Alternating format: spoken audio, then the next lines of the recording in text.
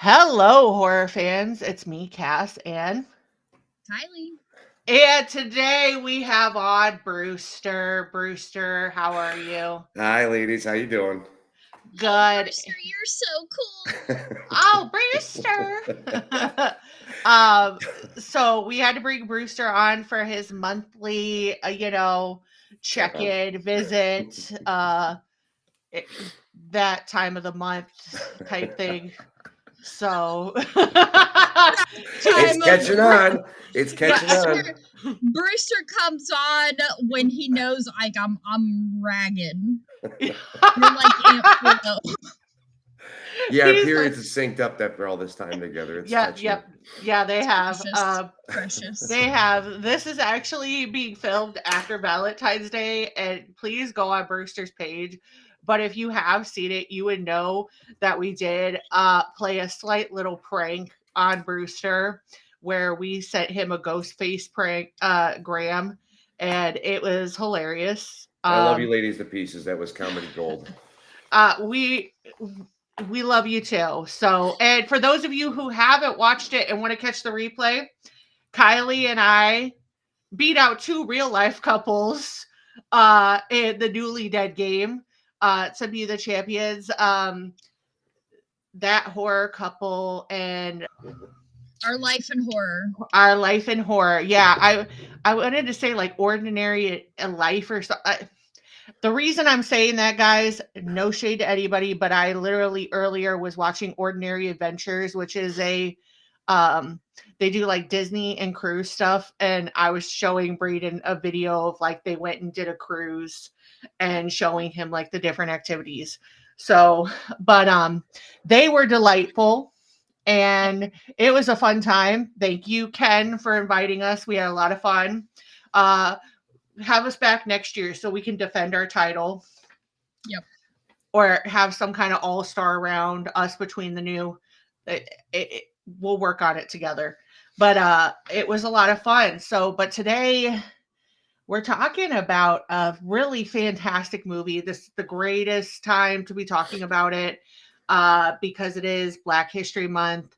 And this movie is, as much as I think it does have a cult following, there's a lot of people that still don't give it the flowers that it deserves. I know I pulled up IMDb before I came on this, and there were some reviews on there that I don't know what the fuck you guys are talking about. Because like some were like, there's only one good segment, the rest is trash, or this is like not understanding the like significant. They're not even like. Yeah. So it's atrocious. This movie though is incredible, and thankfully Kylie and I did get a chance to see In Search of Darkness 1995 to 1999. This was part of it. And as soon as we watched that and saw that segment, I was like, Kylie, we have to do it this year because just some of the things that were being brought up by the director and the cast of that movie are things that are still relevant today. And so I really just want to talk about it and bring it around. So if you have not had a chance to see it, please go watch it. I think currently right now it is streaming on Stars. Yes. But this is as of Sunday, February 15th. So anything could change. Like streaming is, listen, Tubi keep doing the Lord's work because Tubi just picked up all of Cartoon Network shit that HBO Max lost. And they're about to be pumping out all the old school Cartoon Network stuff like Ed, and Eddie, Dexter's Laboratory, all that for free. Like, don't need to sign in. You could just watch it. So, like, other streaming services, I'm going to need you to step your game up because, like, Tubi's just dominating. Like, Tubi never change. You are the real Valentine this year. Like, please never change. So, but this is currently, hopefully at the time that you're watching this, on Stars, but please go and watch it. But we are going to go ahead and get into it. So let's go ahead and switch on our intro. Let's hit the music.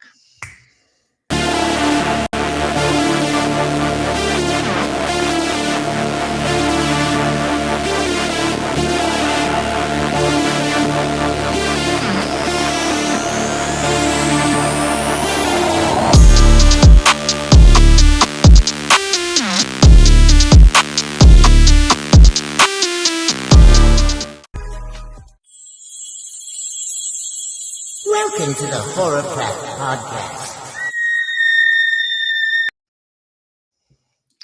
All right, we are back. So we are talking about Tales from the Hood, the original Tales from the Hood. There is actually 3 parts to Tales from the Hood. There's 3 movies. But we're talking about the first one. The first one is absolutely incredible. Has an all-star cast and really just, I mean, it holds up so much. To even now, like just the way. So this came out in 1995. The director is Rusty Cundiff. If I said that wrong, please correct me. But this movie is incredible. But I do want to highlight, because this is something that still like is being brought up today. And if you are somebody out there who is reeling from your childhood basically being a massive lie, with all the stuff that's coming out from the Epstein files with Life Touch and McGraw-Hill specifically having our textbooks. That's why our history was looking a little Caucasian there, man. Makes sense now. Years later. I mean, it always made sense, but like, this is even worse. Like, the head of McGraw-Hill is Ghislaine Maxwell. I haven't heard any of this.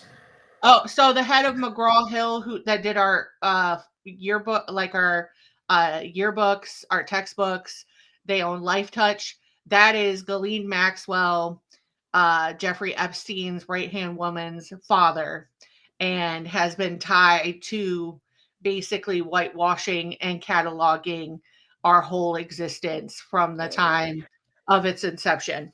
So, no, the school system's a joke anyways. I mean, at this point, yeah. So, I just want to briefly highlight a couple of these. I have a whole page, but I would really encourage you to just go out and really learn some different things. But we owe so many different things, so much of our history to our African-American brothers and sisters. And I mean, this just proves it. So the biggest one we all know is Henrietta Lacks, who had her DNA stolen. And for years and years and years, her DNA has been used to make revolutionary medicine, which she was never compensated for. And it took years, decades for her family to get justice for that. Louis Latimer was a draftman and an inventor who worked with Alexander Graham Bell and Thomas Edison. He patented a durable carbon filament, so the insert into the light bulb, and it made light bulbs practical and affordable. Mary Von Britton Brown, she co-invented the first home security system, which include a camera, monitor, and a two-way microphone. Lonnie G. Johnson, he was the one, he was a former Air Force and NASA engineer who invented the Super Soaker water gun, which was one of the top selling toys in history. For agriculture and science, obviously, I remember learning about this, but George Washington Carver, he was an agricultural scientist who developed over 300 uses for peanuts and over 100 for sweet potatoes. Henry Blair, he was the second African-American man to receive a patent for a corn planter.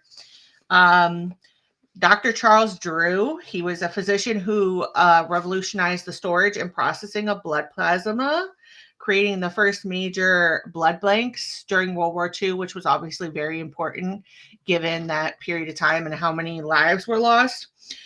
Percy Julian was a chemist who pioneered the synthesis of medicinal drugs from plants, including the cortisone for arthritis. So if you suffer from arthritis and you use a cortisol treatment, I know Kylie and I both, we've had cortisol injections in our back. That is thankfully due to Percy Julian. Thomas L. Jennings, he was the first African-American to receive a patent for his dry cleaning process. So, I mean, really, truly, just so many different things that kind of get whitewashed in history. So, go ahead. Important things, though, because it does tie into a lot of the theming behind this movie. So, for those of you who have not watched this movie, the Tales from the Hood is basically every good anthology has a wraparound story. The wraparound story that we get is with Clarence Williams III, which you might remember from Half Baked. I mean, he's been in so many just I'm gonna different get you, things. sucker. Yep. I loved him in that movie. But we have 3 young African-American men who arrive to the funeral home thinking they're going to pick up drugs. He leads them through and tells them each story by story. So we have 4 different stories. Number 1 is Rogue Cop Revelation, which is a guilt-ridden cop seeks redemption while his corrupt partners face supernatural consequences for murdering an activist. Boys Do Get Bruised. A teacher discovers a quiet student is being abused by somebody he knows who is terrorized by a supernatural force. KKK Comeuppance. A racist politician is confronted by the vengeful supernatural spirits of the dolls inhabiting a former plantation home. Hardcore Convert. A gang member is forced into a behavioral modification program to confront his violent past crimes. And then we get the story at the end where we find out that everything is not as it seems at the mortuary home. And our 3 main characters that were going through this ride with us ultimately meet their fate, and we find out what happened to them. So, this, again, a credible movie. We'll go kind of through it, but what segment sticks out for you guys the most? It's tied between Boys Do Get Bruises and Hardcore Convert. Yeah, mine is Boys Do Get Bruises and the Rogue Cop Revelation. Just because I do like the time period that was going on. We know Rodney King, and I mean, it was just a lot of like, I think things that are even still prevalent nowadays, that you would think we would learn from 1995 when this movie came out to now, but we have not. Kylie, what about you? It's a tie between Boy Who Has Bruises and the first one. Rogue Cop Revelation. Rogue Cop, yeah. Did you realize that the one white cop that is paired with the African American he is Cole fun, Hauser's dad, but it's also Fun Boy from the guy from The Crow. Wait, he's the one who left acting for a while, didn't he? Yeah. Wings Hauser? Okay. Yeah. Son of a bitch. Interesting. I think he was on Supernatural he was also, too. Wait, no, he wasn't the dad in American History X. That's what I was thinking. No. I just noticed it because his structure, like his facial structure was kind of popping out as much as it was as he was playing Fun Boy. I don't know if it was because of the haircut.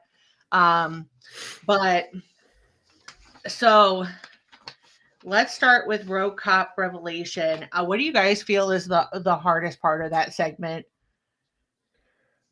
I think, I don't know. Like, I would say, like, them framing the activists, I think that was just, that gagged me. And then also just seeing that good cop, like, dive into the bottle, you know what I mean? Yeah, the part that really, I put the quote in here, but Clarence, the good cop, says, "Are you satisfied now, brother?" And Martin Morehouse says, where were you when I needed you, brother? Yeah. And I think it's it's a great example of sometimes you have good intentions, so he knows in the moment that he did the wrong thing and he's had to live with it. But it's also the idea of good intentions can pave the way to hell. And like you let you let him die. And so even though you've gone the route to correct it, it's not going to make sense that you're going to come out unscathed from it. I would definitely say like the police brutality part of it definitely did make me feel very uncomfy for a minute, just as someone who has reviewed uh police body cam before. That is something that just like it was just very harrowing. But then like, yeah, them putting him in the car and shooting him up, and just like that was a very hard scene. Yeah, that was But extremely hard. I love the part, I will tell you, I love the part where they're making the one guy piss on his grave, and and hit Morehouse just reaches up and pulls his ass down. I was like, good for you. Good for you. Good for you. I think this thing that was like most harrowing too is in the beginning, they played Strange Fruit, which if you know that song is about lynching and about like bodies swaying in the trees. And that is a very hard song, because it does like, it is just very sad to think, but it just does kind of forebode like what happens. And so it did make me kind of think of Sinners a little bit, with Delta talking about him and his friend, and then his friend went to go like get set up, and because he had the money on him. Yeah, it did make me think a lot of that. But yeah, it's the one that really does get me though is the next segment, and I found this really very interesting. So this is from IMDb, but the boys do get bruised. The story is loosely based on an incident from director Rusty's childhood. He remembered visiting a friend's house who lived down the block from his childhood home in Pittsburgh, and seeing his friend's younger sister gagged and hogtied in the basement. He said he went home and told his dad, who is a detective in the juvenile division of the Pittsburgh police. And his dad said, I can't mess with those whites. And he's probably right. He just felt that even with his badge and his position, he wasn't in any position to deal with that. He said this on Pod of Madness. He said, I always had an interest kind of in, I don't know if it was because of that moment, but child abuse, domestic violence has always kind of had some weird place in my head because of that. So I found that very interesting that he would put that in there. But let's talk about it. So, the little boy is getting abused, and he is taking it out by envisioning that it is a monster, and he's drawing pictures of the monsters, and we find out his drawings have a deeper meaning to them. And his teacher is actually played by Rusty, the director of this movie. That is the but Kylie, you kind of brought this up when we were talking about it, but David Allard Greer, dude, he crushed that shit. Yeah, like, I don't know. I guess I would say, like, the biggest movie I remember him from is Jumanji, and he's the cop. And he's just, in a lot of different things he's been in. Was in, like, The Proud Family, like, just a pretty big staple in a lot of movies growing up, Well, but seeing him play such an evil character, like, it was very... It was different, but like he did it very well. Like he was like nice to the teacher at first, but like when the teacher left, and how just he reacted to the boy. And by the way, I love who plays the boy, Michael Hammond. I loved him in the movie Soul Food. But just like, I don't know. Maybe that one's probably my favorite. Yeah, I think there's just something so satisfying about it. And it is because at the moment that this was happening, right? David Allard Greer was most known for In Living Color. Yeah. And so this was a very different thing for him. And it's interesting because we are going to talk about this at different points of time. But again, you know, Rusty, he does talk about this a lot of different components of this in Search of Darkness. But what's interesting is Tish Campbell's character, her stunt double was OJ's daughter. And at the time that this was happening, I was reading about that. Yeah, at the time that this was happening, OJ's trial was happening. Oh, and Jesus. so this was like her way.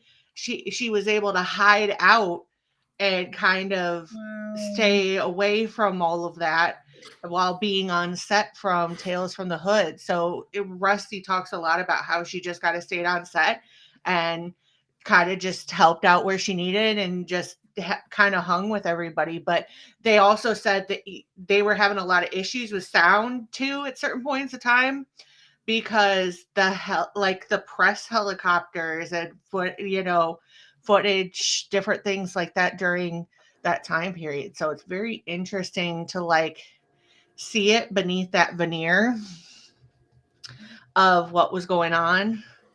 Yeah. But go ahead, Brewster. Oh, I remember just David Allen Greer from Blank Man when I saw Tales from the Hood, because I don't think I saw it right when it came out. I watched on HBO Summer Vacation, and just seeing the guy who was hilarious in Blank Man and like Amazon Women on the Moon and Living Color and stuff play this fucking role. And then of course you got his death scene where he gets all twisted and contorted. Yeah. And so how can I not go for that? Well, and I think it's so beautifully done when they do that, because that could be something very hard to do. And so having it like the way that they did with it being folded up and stuff like that and just everything. And sometimes people like to bring up, well, what about that kid that he threw away the piece of paper and he fell down the stairs? And I was like, that kid was kind of an asshole to him. I don't think he like understood that that's what was going to happen. This isn't like a Brightburn situation where we have like a future serial. This is just a kid who like had to deal with some really messed up shit. Right. And found a way to dissociate. Which is kind of the crux of all this. So Rusty in Search of Darkness, he does talk about the fact that the reason he really wanted to make something like this was it was talking about the demons within our own community and involving different stories that could be coming from anyone at any point in time, all circled around this, mortuary. And I think that is something that is still so prevalent. Like that's why I think this really has kind of stood the test of time. But like the other part about this is the studio really wanted to fuck with this movie hard. Why? Hard. They just wanted to like tone a lot of different things down. And so Spike Lee was a big champion of this movie and Rusty. And so Rusty talks about in Search of Darkness where he would like, they would tell him like, oh, we need to tone this down or do this. And then he would call Spike and Spike would be like, yeah, we're not doing that. Let me handle it. And then he would call the studios and be like, we're not doing that. And so it's just very interesting. That was a huge part of that documentary. So it's not surprising because a lot of movies between 1995 and 1999 really just got fucked with by the studios, especially the Weinstein brothers. Like, fuck you guys. So I would say I'm sorry for that, but my mom told me to not be dishonest, especially on my own podcast. So, But I think they did make some good decisions with some of these iconic movies. You know what I mean? But like, I don't know, man. They're still fuck asses. Like they are. And listen, the fact that you guys fucked with Guillermo del Toro as hard as you did with Mimic, to the point where Mira Savino was like, "You guys remove him, I'm going." Fuck y'all, because Mimic is a masterpiece. So I digress. But well, don't fuck with art is all I'm saying. Yeah, don't don't, because look at how this is held up. Yeah. Like this still speaks to a lot of what we have going on. Like police brutality maybe has changed, but it hasn't gone anywhere.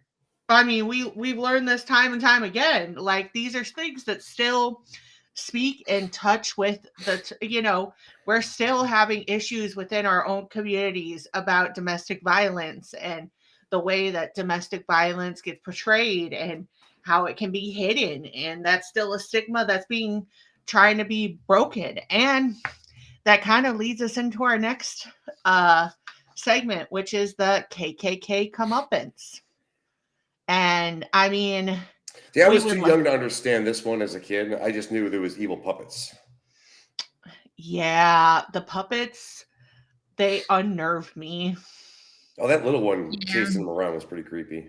It is. I do like them because obviously, like they're the good guys. Like they didn't ask for like any of the shit that happened to be like happening, but it's just interesting to me that then correlates the way that it does, because I mean, like Corbin did talk about like his role in that, and he talked about the fact that like he felt kind of unnerved a bit by being the only like predominantly white guy on the set, and then coming and saying as many like disgusting things as he had to say for his character. He was very unnerved, but it was like he said once he kind of like met with everybody and they kind of understood like, no, we're encouraging you, like we want this because that's the role that we're going for. He said it did kind of feel freeing in a way almost, because he just like, even when it was coming out, he like that was just so against his character that like he could just disassociate that was the character he had to play, but it wasn't who he was. And so Corbin Burnson, but the interesting thing about that is his character is combination. The names are a combination between two very prolific white supremacists. So Duke Mediger is a combination of two notorious real-life white supremacists. Former neo-Nazi Klansman David Duke, fuck you, by the way, David Duke, Klansman turned white Aryan resistance founder Tom Mettenzer. So,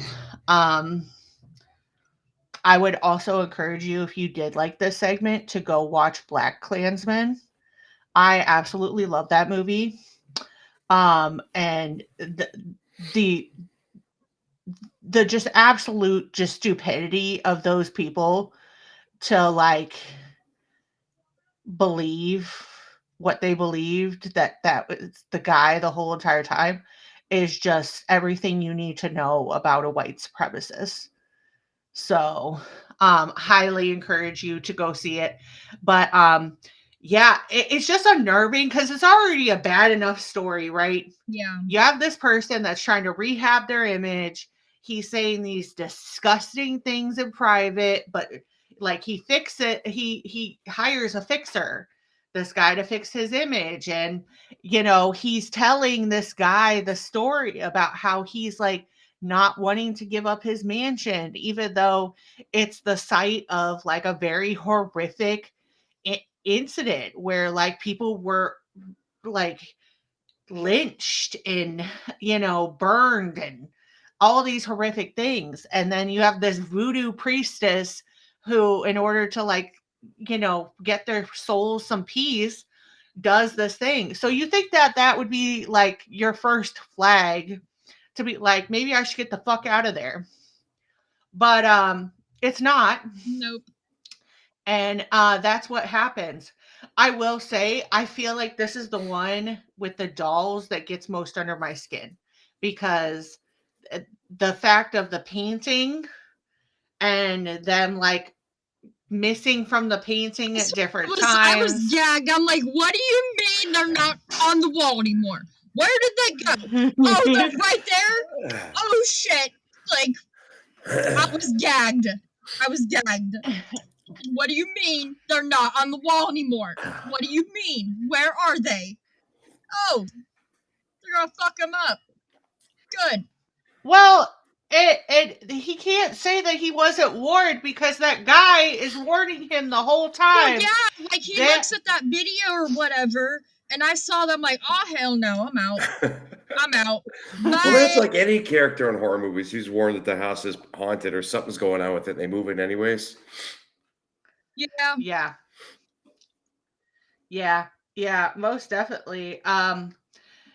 It's very much the call is coming from inside the house kind of moment. Like, bro, you knew to leave. People told you. The guy died. Right. Like, I think after his death, you might have been a little but then when you see the video and you know that that's the case, but then you're like, oh, I will say personally, maybe this is just the way I was raised, but when Corbin lets loose and the N-word is flying like left and right, that also makes me extremely uncomfy. Like when it first happened, I was like, I like almost jumped just because I was like, oh yeah, okay. Yep. All right. Well, okay. But it is just like, what I also want to know though is, I want to see like the trophy wife, the redhead that was in the limousine with them. I wanted to see her come in and like find the body, and it just be like his shit be wrecked. Yeah.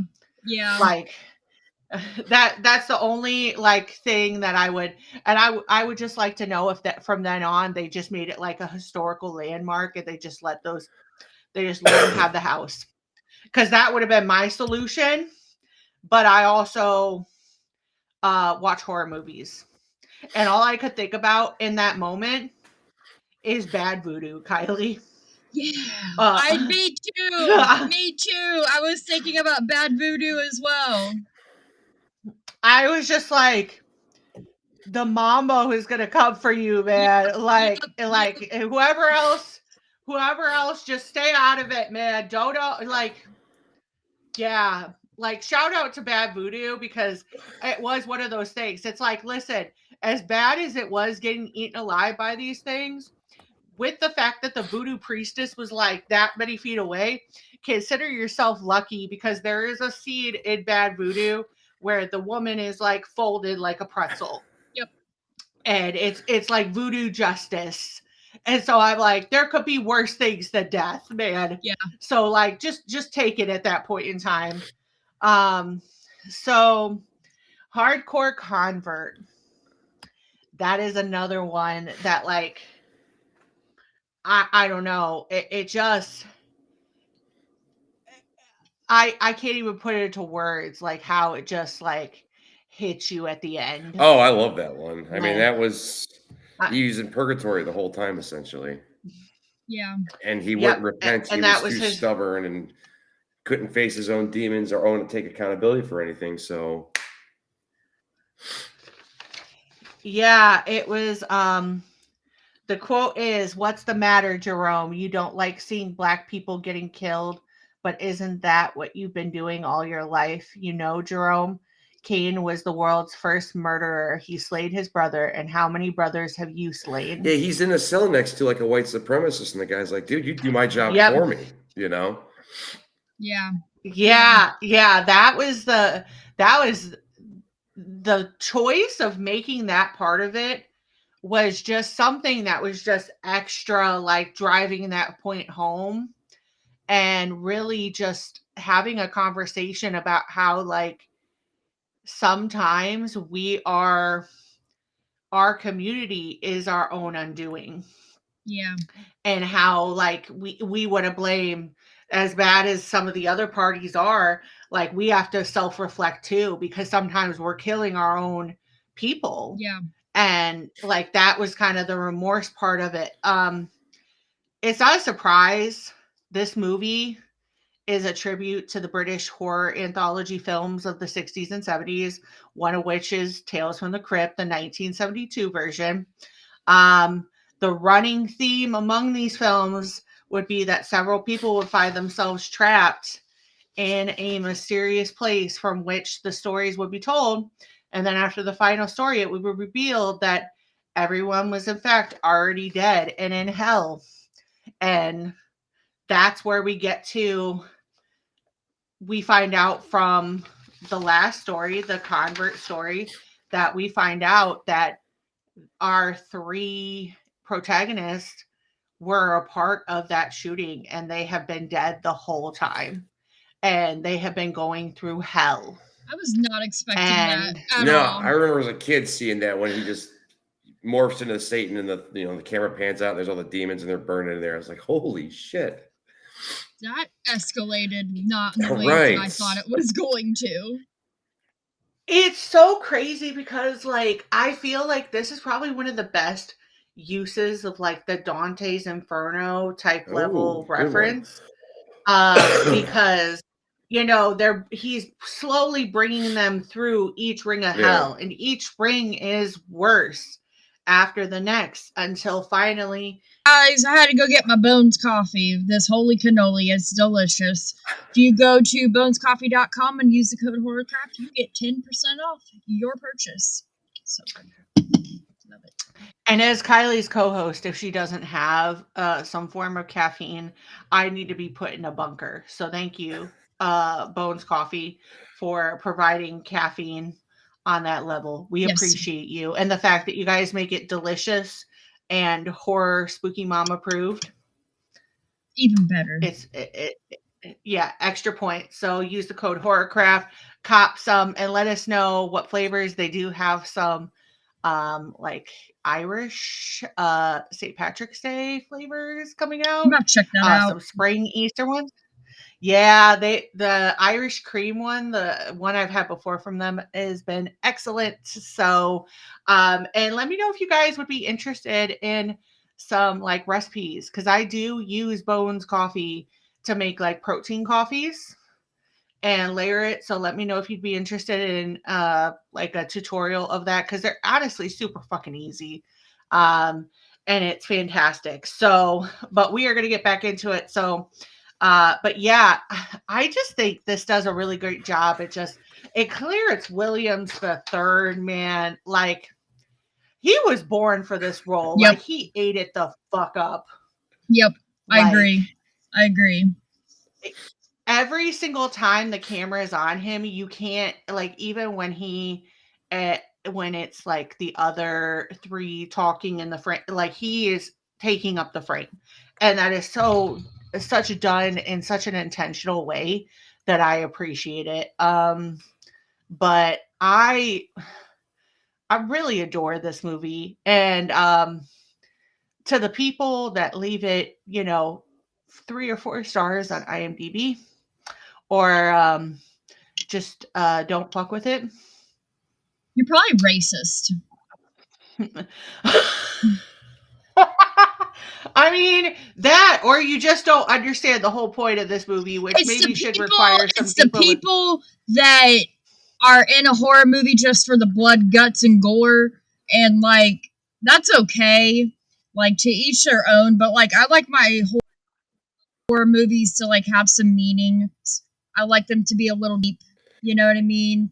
Not all the time, you know what I mean? But, like, this one doesn't smack you in the face with it either. It's pretty subtle and well done, Yeah, it's just one of those. it's one of those movies that really kind of make you realize why you like horror, is because it makes you think on such a deeper level while having a great story. And the gore is in Well, this and because there are some truly, yeah, let's be honest here. Like, it's talking about real life horror. These things happen every day. Even though this movie was made in 1995, these things are still going on today in 2026. yeah, I mean, we just had the president of the United States post a video about the former president of the United States as a chimpanzee and thought it was a joke and didn't see the reference behind that. And I understand that, like, you could say whatever you want, but like a Black History Month, and like this is also somebody that very clearly has like deep issues with anybody who is not of the Caucasian complexition. Or that But like is we see this over so the age of 18. yeah. Yes. Yes. But that was a good one, Kylie. Don't care. Kudos to you. But I mean, we see this. I mean, I've talked about this before, but I live in I have a very big like population of Hispanic community in my own community, and the amount of times that people have come up and are talking and just cold cock me with some really racist, horrific shit, talking about Hispanic people and not realizing that I am also Latina. They also should know that because as of lately, I've been rolling around with a big fuck ICE shirt. So that should be your first warning. But I think I'm just going to keep wearing different shirts to like identify myself from now on. As weird as that is, but I just like, no. And I just feel like we're having the same things. And this is something that still so many decades later is relevant. And this is important why we make movies the way that we do and why horror is such a popular genre now, because we can say things like this without actually saying them. And when we do say them, we say them in a way that reaches out to people and really gets to them. So it's such an important time. And I would deeply encourage people to go through and just find some really great movies that were made by African American creators. Like Jordan Peele is great and fantastic and wonderful in what he does, but he is not the only one. Nia DaCosta, who did the Candyman remake, she's wonderful. Rusty, who did this movie. There's just so many in the horror genre and so many actors in the horror genre that just keep providing us these bangers that you really just, yes, is it Black History Month and we should be respecting them right now? Absolutely. But you should be checking them out every single other day of the year as well. So, Yep. And so many horror content creators out there that are doing the Lord's work, like our brother and master of the Hellverse himself, Hellzone, Brit, who is a scream queen in her own right. She fucking Eva is. Treese. She fucking is. Yes. Eva Treese, who we're going to have on at some point in time. I mean, we'll list a whole bunch of different creators down below. But please go show them love. And don't be a dick. Oh, I should just get going then. Brewster saying that is a joke, but Brewster, anybody who actually knows Brewster tries to put on a front for social media. He does. But Brewster is a teddy bear, and Brewster would be the first person that if somebody talked to one of us crazy, he'd be decking them. Yeah. Don't sell me out here, ladies. What the fuck? We already told you we're gonna pimp you out, so yeah, I don't know what to tell you. You should. Ending this though, guys, what would be a good movie if you could think of one right now that you think would be if somebody really loved this and wanted something that was similar to the vibe of this, or even a movie that was, an African American actor or director, what would you tell them to watch? I like the lesser known stuff, so I'd say Snoop Dogg's Hood of Horror. It's got Ernie Hudson in it. Or Bones from Snoop That was his Dogg? first one, I think, wasn't it?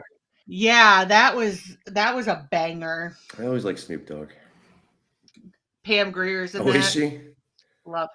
Yeah, Pam Grier's a fantastic. I don't remember much about Hood of Horror. I watched it back in 2000. I own it. I should maybe give it a rewatch, but I just remember I remember the first two segments with the artist, and then the Ernie Hudson one, where at the end they're all kind of like marching in line and shoving caviar down her throat or some shit like that.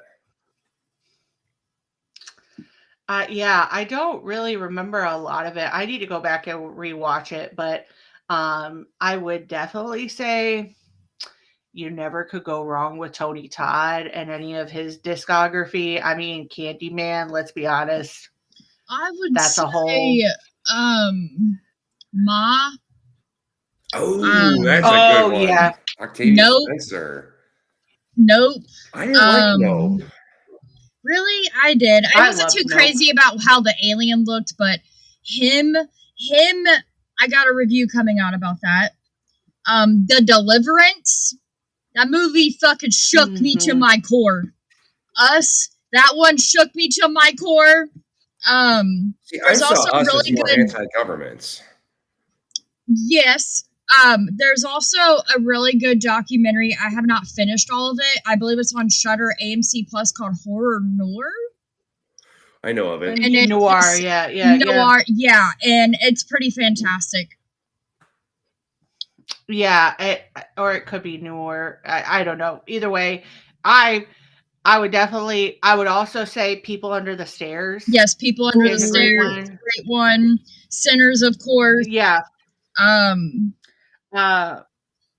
Another great one for me, and people always forget about this, but I really liked Spell that came out a couple years ago that had the voodoo in it. That is fantastic. That is a good one. I will also say, if you are looking for like an old school one, two ones that stick out in my mind are A Vampire in Brooklyn. Yeah, Vampire in Brooklyn. I always love that. And Death by Temptation is another good vampire one. I would definitely say if you're looking for a badass female vampire that is a African American woman, you could look no better than Fright Night 2. Regina dominates, as always. But for me, listen, some of you out here keep forgetting this movie, and I'm appalled and atrocified. Little Cass from 12 is looking at you all crazy. But the fact that Wesley Snipes was out here with a katana being Blade for so many years, and you guys forget how incredible that first scene with the blood rave was, and him coming in and slicing people, we're not the same. We're not. Like, I need some of you guys to go back and relive that moment because it was everything. And to be honest, I just sent Kylie a TikTok about it the other day, but there's a woman on there that's like, with all this stuff coming out about the Epstein files, this is what we should do. And all of a sudden the Blade music plays. And I agree because Blade was raging before the rage. So Blade, like, so many people forget that Blade is the reason that we have Marvel in the first place. He kept Marvel alive for years so that you could have all these other movies and franchises and spinoffs and the money that Disney makes with it. But like, Blade was holding it down. Whether it was the OG, it was Blade 2 with Guillermo del Toro, or it was Blade Trinity with Ryan Gosling and Triple H, and you had Ryan Reynolds. Ryan Reynolds. Right? Yeah, I mean, Ryan Reynolds lost his appeal a long time ago. Sorry, guys, but like, I miss Ryan Reynolds from the Blade Trinity days. I will say Parker Posey, Dominic Purcell in that movie too is incredible, and Natasha Lyonne is in that movie as well. So like, people don't have enough respect for Blade 2. I whatever. But like, you didn't mention Ron Perlman for Blade 2. I could mention, or Chris Christopherson, so many different people that were in the Blade, but Wesley Snipes owned that character, and I'm sorry, but like nobody is going to do better than that. Like he proved that coming. Like that was the only reason I watched Deadpool versus Wolverine, was to see him and Elektra come back. Which now makes was because of disinterested. Deadpool and Wolverine makes Blade the very first canon MCU movie. Exactly. So, but yeah, please go back and watch it. There are just so many just great, incredible movies. And if you're looking for horror anthologies are like the bread and butter to Oh, I love horror. that shit. So like, go back and watch it. Watch a bunch of them. Google it. If you need any recommendations, hit Kylie and I up. We would love to talk about what movies we could send you in what directions. But like, let's keep doing cool shit in horror. And this is truly a testament to the power of horror and the power of using what's around us to show the real life of horror. Absolutely. So please go and watch it. And we are going to go ahead and hop into a Patreon segment where we're going to kind of soft launch a little bit a new segment for Horrorcraft Patreon. If you guys like it, we're going to keep it. But every month that Brewster's on, we're going to do a this month Brewster learns. Oh, Jesus Christ. And we are going to put Brewster through the ringer by teaching him certain things so he can attract his perfect spooky daddy. So we're doing the Lord's work. Yes, we are. We're doing the Lord's work for all the women out there. So Yep. Please go check it out and see, it's approved. But until next time, it's me, Cass, and Kylie. And Brewster. And this has been the Horrorcraft Podcast for this week. And we're saying bye and stay spooky. Bye. Bye.